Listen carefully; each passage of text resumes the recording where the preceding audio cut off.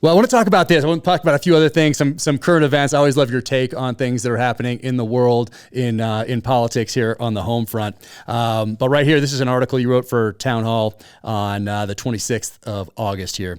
And you say, there's a lot to criticize about America's current military, and I have criticized it.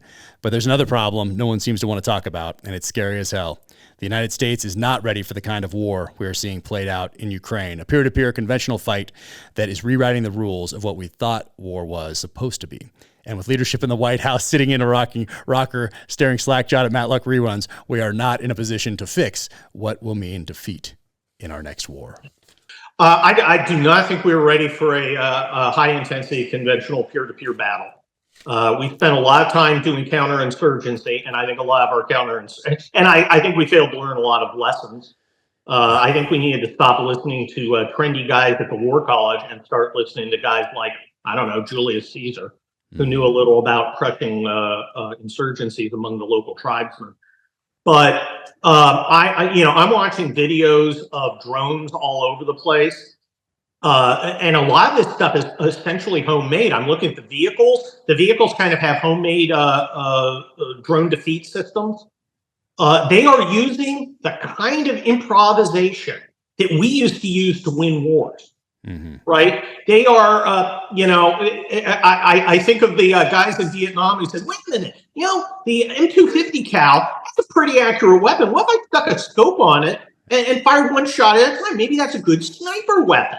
Yeah. Okay, that wasn't a bunch of geniuses back at Aberdeen going, I have an idea of a new capability. No, it was a bunch of sergeants sitting around going, it's a good idea.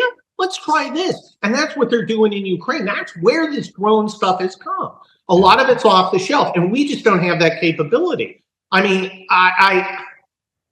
their flexibility, their improvisation, their openness to new ideas. And the fact that they don't have a bunch of colonels and generals up there going, well, I might get relieved if somebody sees you guys have gone and bought a bunch of drones and are using your own drones at squad level to do some ISR on your next mission. I'll get relieved, I'm scared. I'm very worried. I'm very worried we're losing the edge that helped us win wars. What helped us win wars is our logistics base, which we've let go slack, and the ability of our Americans to improvise and find solutions to problems. Yeah. Like the Germans used to say, Americans have great manuals, but you should never read them. Yeah. Oh man, the leadership thing, and you write about that here as well in another article, but. Man, it seems since the end of World War II, or I should say 1947, when we reorganized our intelligence apparatus and our military, it changed from the profession of arms to the career of arms. Not for everyone. Yes. You never hear someone say the career of arms. It's very popular to say the profession of arms, and that was for a reason. But that seems to have shifted when we changed the Department of War to the Department of Defense. Very different ways of thinking about things. And you talk about that. You talk about what our military should be doing on the border and other articles that you have written. But along with that came this lack of accountability. I want to talk to you about Kabul here in a few minutes. But this lack of accountability really, it seems to me, starts then, because George Marshall held people accountable before World War II all the way through World War II. He held people accountable. Maybe he'd give you a second chance, but maybe not. But not a third. You were going to be replaced by someone, regardless of rank, who was ready to step up and take charge. And we lost that in 1947, it seems. We did. Look, you need to fire more people. Now, we see a lot of people being fired because loss of command, competence, which means they were banging one of the troops. Right.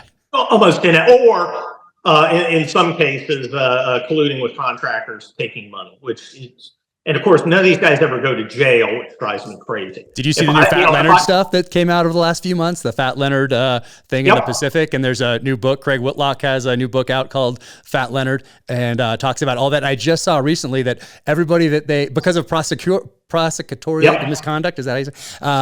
That those guys might walk. All the guys that kind of admitted even if you have a good case, you have to let them walk if you commit prosecutorial misconduct, and you can commit misconduct against somebody who is absolutely guilty. What gets me, and it's the old cliche, an E4 loses his rifle, all hell's to pay.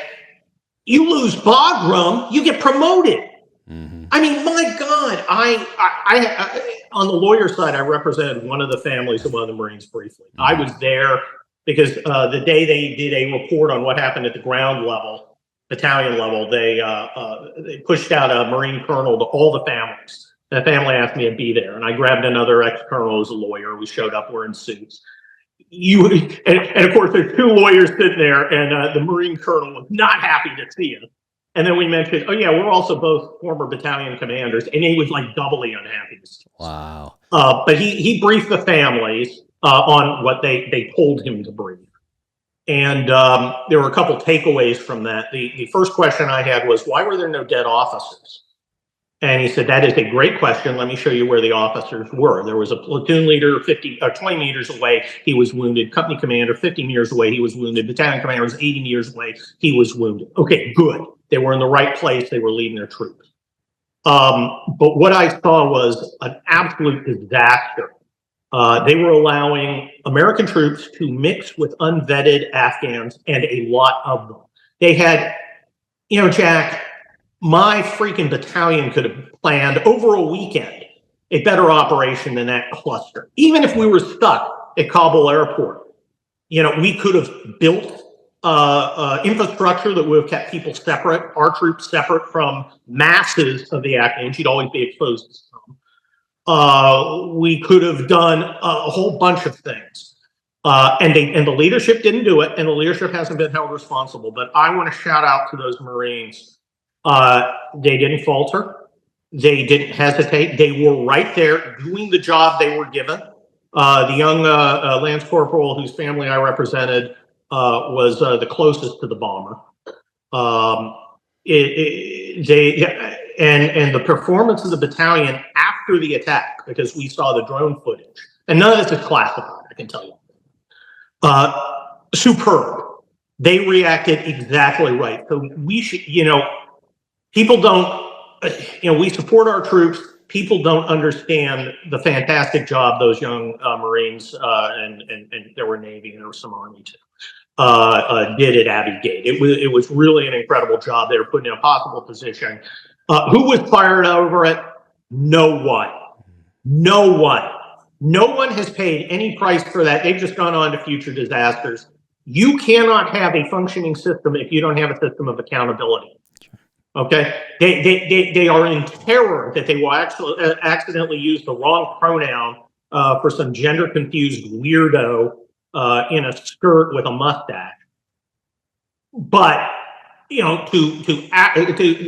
to commit a strategic level blunder that we are still paying for today and will be for a long time. That's okay. You're fine. Here's another medal. You're a hero. Yep. It's a disaster. Yep, I had to listen in like a closed door, not briefing, just a speech. It was a speech, but it wasn't. There was no cameras. There was no press involved. General Milley talking, just yeah. And I mean, it took all of my self-control not to stand up and walk out. And it was the same type of speech that probably would have given to, if he's speaking to like, an old folks home or a most lethal force in human history. All the exactly motivated. One that he probably has given 50, 60, 100 times, probably oftentimes for a lot of money now as well. But you're right, no accountability.